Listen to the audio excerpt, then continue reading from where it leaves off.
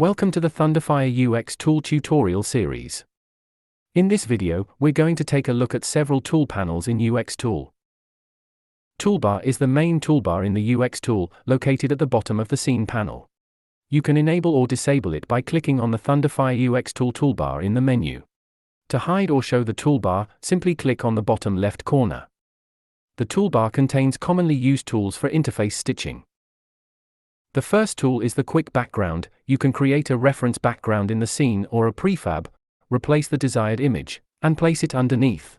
You can then use this reference background as a guide for creating your interface.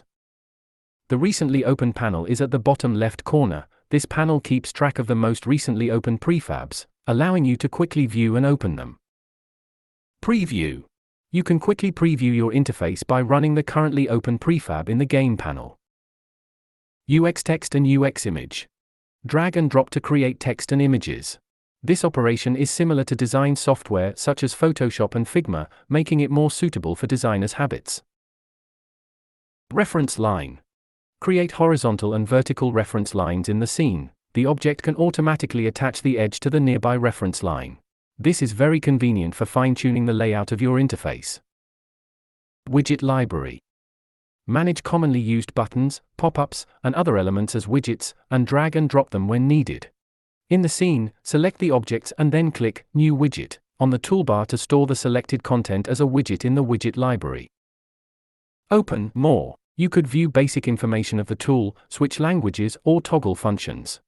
In the upcoming videos, we will provide an overview of all sorts of functions available in the toolbar. We have introduced two new features at the top of the Scene panel. The first one is the Prefab tab, which displays newly opened prefabs as tabs. You can easily switch between different prefabs. Scrolling through them with mouse wheel is supported when there are too many tabs.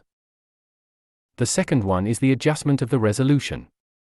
While Unity only allows you to adjust the canvas resolution within the Game panel, UX Tool has added this feature to the Scene panel, which ensures consistency between the two. This means that you can easily adjust the canvas size when editing. At the top of the Game panel, we have added a new feature. The colorblind mode allows you to change the color mode as the project runs in Unity, to preview the display effect for colorblind users. The language switching is used in conjunction with localization function to preview the game's display effect in different languages. It also provides a text-free mode and a key mode. These will be explained in details in the localization tutorial videos. That's all for this video. In the next video we will introduce Layout Tool in UX Tool. Don't forget to follow our account.